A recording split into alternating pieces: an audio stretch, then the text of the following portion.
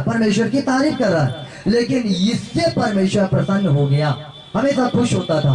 तो इसके अंदर घमंड आ गया और ये बोला कि मैं अपना सिंहासन परमेश्वर से भी ऊंचा बनाऊंगा। जिस परमेश्वर के बारे में अभी हम पढ़ रहे हैं, उसने कहा कि मैं अपना सिंहासन परमेश्वर से भी ऊंचा बनाऊंगा। और वो ऊंचा बनाने के चक्कर में ऊंचा तो नहीं बना पाया, लेकिन परमेश्वर ने उसको पटक दिया, है ना। उसको क्या किया? पटका। तो जब पटका तो वो धरती पे नहीं आया, परंतु आकाश में आके लटक गए सब।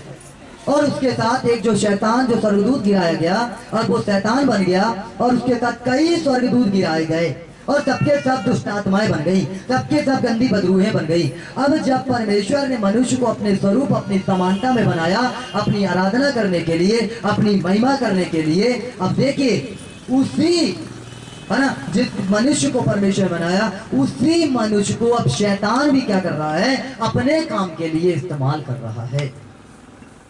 जब मनुष्य के अंदर पाप को देता है, गुनाहों को देता है ना, गलत कामों को देता है, और देने के बाद क्या होता है? वो बीमारियों में चले जाते हैं, वो गरीबी में चले जाते हैं, वो समस्याओं में चले जाते हैं, और दुष्ट आत्माएं उनके ऊपर कब्जा बना लेती हैं, है ना। ये जो शैतान जो गिराया गया, जो स्वर्गदूत जो गिराया गया, और वो भी क्या कर रहा है ना, मनुष्यों को क्या कर रहा है? खराब कर रहा है। उसको जीवन को क्या कर रहा है? खराब कर रहा है। उसको पता ही नहीं है, उसको मालूम ही नहीं। लेकिन जब हम खुदा के दरबार में आते हैं, खुदा के भवन में आते हैं, तो हमें पता चलता है कि हम बंधन में हैं, है ना। अभी कहाँ चली गई वो वाली, है ना? कहाँ से आई हैं आप? ये जो पिंक साड़ी पहनी है, कहाँ से आई हैं? ये तुम्हारे पीछे जो है, ये कहाँ से आई हैं? हाँ, कौन बोल रहा? आप बोल रही हैं, वो नहीं बोलती? बोलिए ना। आपके कोई और भी यहाँ कोई बैठे हैं? एक मिनट शांत रहे, कोई कुछ नहीं बोलेगा। हाँ, कौन और बैठे हैं? आप किसके साथ आई हैं? ये कौन है? हाँ, ये क्या है आपके? बोलो ना भैया, क्या है ये? चल ठीक है ना, इसलिए घूंघट है ना, कोई बात नहीं। तो मैं उससे बात नहीं कर पा रही। मेरे प्रिय देखो, दुष्ट आत्माओं से वो भी बंदी, शैतान से वो भी बंदी, है ना। और इस बात को हम सोचे समझे कि जिस मनुष्य को परमेश्वर ने अपनी महिमा के लिए बनाया, उसी मनुष्य को शैतान अब क्या कर रहा है? अपनी महिमा के लिए इस्तेमाल कर रहा है। वो बोल रहा है, ना ना तुम झूमो, है ना, नाचो, मेरी महिमा करो। क्या आधे लोग नाच रहे थे यीशु मसीह के लिए, आधे लोग दुष्ट नाच रहे, शैतान को लेके नाच रहे। समझ रहे इस बात को?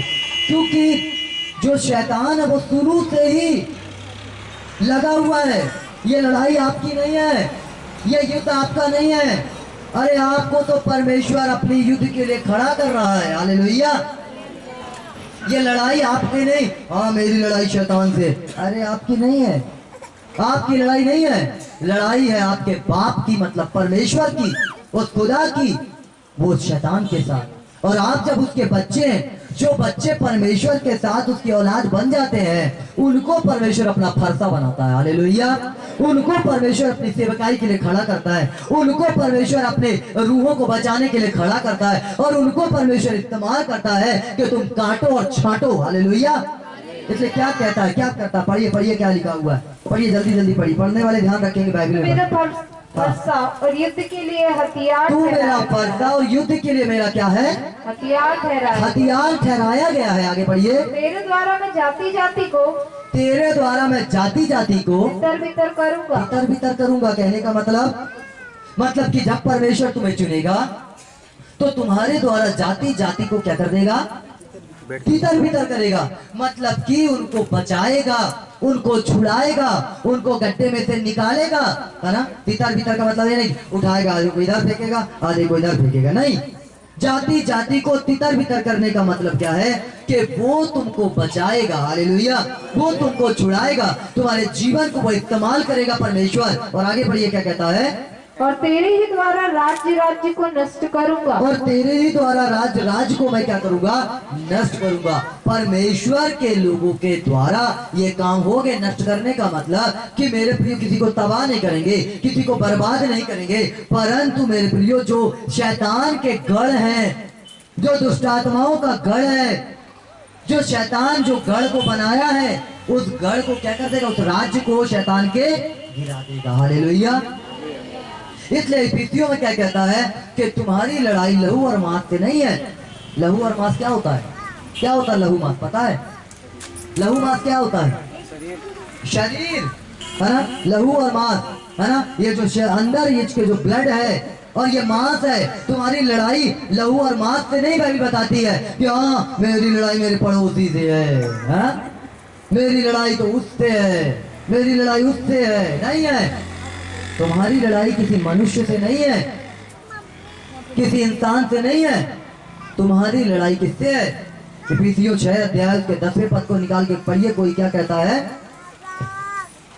इफिसियों 6 अध्याय 10 पद से पढ़िए।